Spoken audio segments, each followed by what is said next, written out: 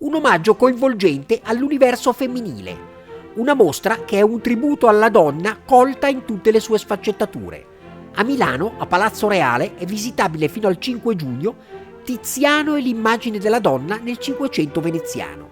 In esposizione quasi 100 opere, di cui addirittura 16 dello stesso Tiziano e poi altre di suoi grandi contemporanei: Lotto, Giorgione, Tintoretto, Palmalvecchio, Paolo Veronese e le rispettive botteghe.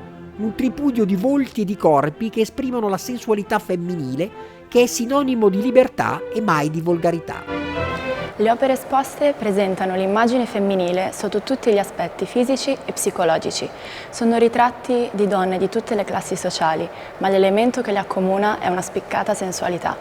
Vengono ritratte grandi donne dell'epoca, ad iniziare da colte e raffinate cortigiane, esaltate come punti di riferimento culturali, al di là del giudizio di bacchettoni ben pensanti come Sperone e Speroni.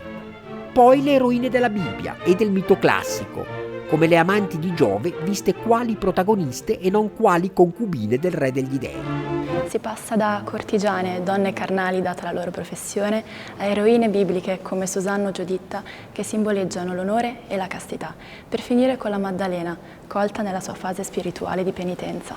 Faro illuminante è Lucrezia, giovane romana suicida perché non capace di sopportare l'onta di una violenza. Lei, per Tiziano, è autrice di un gesto nobilissimo con cui denuncia, da vittima innocente, la brutalità dell'atto osceno subito.